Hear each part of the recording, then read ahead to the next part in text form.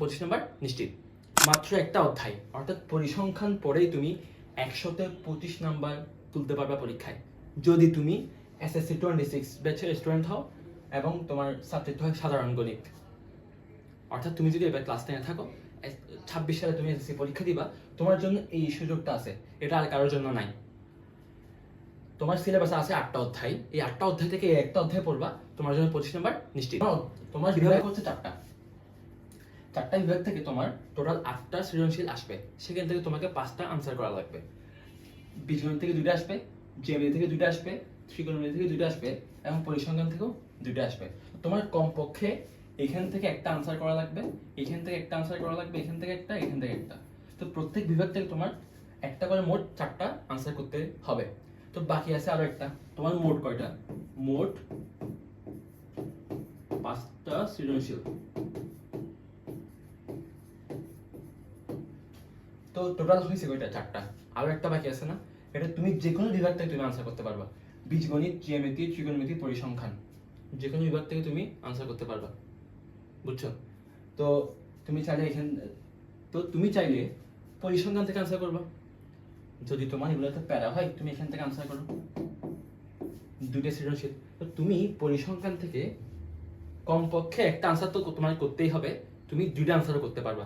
তো তোমার সৃজনশীল হচ্ছে কয়টা? 2টা। তো নাম্বার কত? নাম্বার হচ্ছে 2 গুণ 10, অর্থাৎ তুমি এখান থেকেই 20 নাম্বার তুলতে পারতেছো। দেখছো কিভাবে 20 নাম্বার এখানে উঠে গেছে। তোমার এমসিকিউ আসবে টোটাল 30টা। তুমি যদি আগের বছরের কোয়েশ্চেনগুলো দেখো, তুমি দেখবে হচ্ছে এই অধ্যায় থেকে মিনিমাম 2টা, সর্বোচ্চ 3টা আসছে, 4টা হয়তো আসতে পারে। তো এখন আমি ধরে নিব এখান থেকে তোমার কমপক্ষে 2 থেকে 3টা এমসিকিউ তোমার আসবেই। তার মানে হচ্ছে কি 2 থেকে 3 নাম্বার। তা আগে ছিল 20, এখন 2 থেকে 3, মানে হচ্ছে টোটাল কত? 22 বা 23 নাম্বার তুমি পাচ্ছ। তোমাদের সংক্ষিপ্ত প্রশ্ন নিয়ে আসছে। তো সংক্ষিপ্ত প্রশ্ন আসবে কয়টা? আসবে 15টা, আনসার করতে হবে 10টা। তোর করতে হবে কয়টা বলো? 10টা। একটা 2 নাম্বার করে টোটাল 20 নাম্বার। এখন এইখান থেকে কয়টা আসবে? এই যে 15টা আছে, এই 15টার মধ্যে তোমার পরিসংখ্যান থেকে আসবে 1 থেকে 2টা, মিনিমাম একটা তো আসবেই, 2টাও আসতে পারে। একটা 2 নাম্বার, তাহলে 2টা কত নাম্বার? 4 নাম্বার হবে। তুমি 2 থেকে 4 নাম্বার পাচ্ছ। এখন এক্স্যাক্টলি কয়টা আসবে এটা তো বলা যাচ্ছে না, তো আমি ধরে নিলাম 2 থেকে 4 নাম্বার আসবে, এই রেঞ্জ আসবে, হয় 2 নাম্বার নাহলে 4 নাম্বার। এখন তাহলে হিসাব করো মোট কত হয়। মোট সৃজনশীলে হচ্ছে তোমার 20 নাম্বার, সৃজনশীলে হচ্ছে তোমার 20, তারপর এমসিকিউতে তোমার আসতেছে 2 থেকে 3 নাম্বার, তারপর সংক্ষিপ্ত প্রশ্নে আসতেছে তোমার 2 থেকে 4 নাম্বার। তো মোট কত? 20 যোগ 2 22, 22 যোগ 2 24, তারপর 3 যোগ 4 7, 27। অর্থাৎ তুমি মোট 24 থেকে 27 নাম্বার পাচ্ছ। আমি যদিও ভিডিওতে বলছি 25 নাম্বার, তুমি কমপক্ষে 25 বা কমপক্ষে 24টা পাবাই, আর সবচেয়ে বড় সম্ভাবনা হচ্ছে তুমি 25 থেকে 26 নাম্বার পাবা। তো আমি এই রেঞ্জে রাখতেছি 24 থেকে 27 নাম্বার। তুমি যদি এই একটা অধ্যায় পড়ো, ভালোভাবে পড়ো, তাহলে তুমি 24 থেকে 27 নাম্বার নিশ্চিত। তাহলে তুমি কোনো অধ্যায় কোনো পড়ো নাই, কিছু পারো না, এই অধ্যায় দিয়ে শুরু করো, এই অধ্যায় প্র্যাকটিস করা শুরু করো, তোমার 25 নাম্বার নিশ্চিত হয়ে গেছে। কারণ তোমার কনফিডেন্স আসবে যে হ্যাঁ, আমার তো অলরেডি 25 নাম্বার হয়ে গেছে, এখন আমি বাকি একটা করে অধ্যায় পড়ি। তুমি এখন আমি বৃত্ত পড়ি, বৃত্ত পড়লে আরো 10 নাম্বার আসতেছে এমসিকিউতে, তারপর সৃজনশীলে 10 নাম্বার আসতেছে, সিকিউতে আসতেছে, এভাবে একটা অধ্যায় পড়বা, তোমার নাম্বার আস্তে আস্তে বাড়বে। তো শুরু করো এই অধ্যায় দিয়ে, যদি তোমার কোনো কিছু পড়া না থাকে এই অধ্যায় দিয়ে শুরু করো, একটা অধ্যায় পড়ে তোমার 25 নাম্বার কভার হয়ে গেছে। তো এটা তোমাকে একটা কনফিডেন্স দিবে গণিতের ক্ষেত্রে। আর যদি তুমি সবকিছু পড়ে ফেলছো, 8টা অধ্যায় তুমি পারো, তাও তো আলহামদুলিল্লাহ, সমস্যা নেই। তাও তোমাকে এই অধ্যায় থেকে মিনিমাম 12 নাম্বার আনসার করতে হবে, একটা সৃজনশীল আনসার করা লাগবে, 2টা এমসিকিউ দাগানো লাগবে, তো কমপক্ষে 12 নাম্বার তুমি এই অধ্যায় তোমাকে পড়া লাগবেই। এখন কিভাবে পড়লে আমি সর্বোচ্চ নাম্বার পাবো? 25 থেকে 26 নাম্বার সবগুলো আমি পাবো। তো তোমার প্রথম কাজ যেটা হবে সেটা হচ্ছে বই রিডিং পড়া।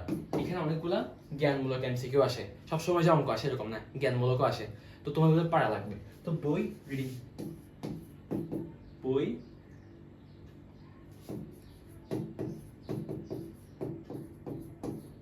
লাইন বাই লাইন রিডিং পড়তে হবে,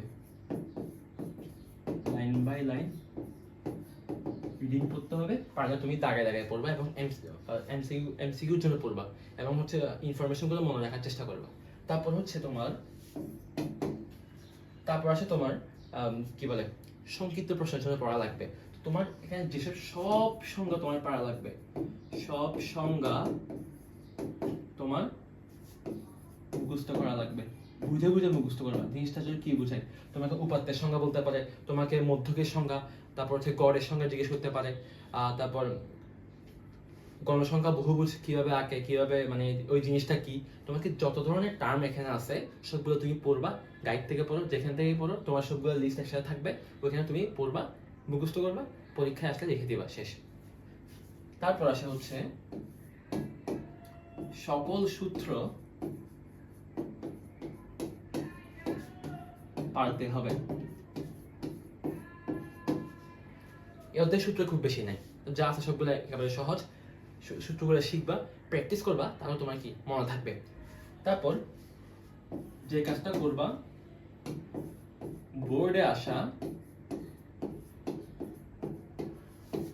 50টা এমসিকিউ ও 10টা সৃজনশীল প্র্যাকটিস করবা, নিজে নিজে করবা অবশ্যই। এটা মাস্ট হচ্ছে না দেখে, মানে নিজে নিজে। তুমি তো আর চোখ বন্ধ করে করতে পারবে না, তো ওই জন্য তোমাকে নিজে নিজে প্র্যাকটিস করতে হবে। মানে তুমি উত্তরপত্র দেখতে পারবে না, কিছু দেখতে পারবে না। এই 50টা যদি তুমি প্র্যাকটিস করবে ওইভাবে যে তুমি না দেখে পারতেছো কিনা, তুমি 50-এ 50 বা 48 পাচ্ছ কিনা, আর তুমি এখানে সবগুলো লিখতে পারতেছো কিনা, বুঝছো। এই 10টা সৃজনশীল তুমি করলে তুমি 15টা করতে পারো যদি তুমি সেফ জোনে থাকতে চাও।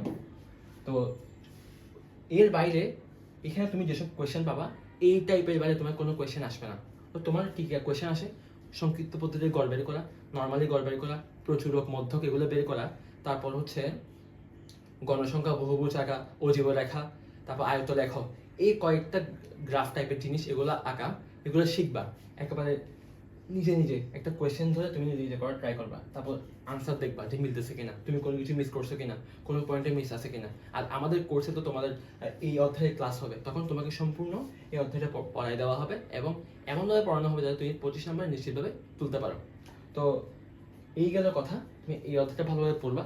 তোমার যদি কোনো কিছু পড়া না থাকে, আমি আবার বলতেছি, তুমি এই অধ্যায় দিয়ে শুরু করো, তোমার 25 নাম্বার নিশ্চিত ইনশাল্লাহ।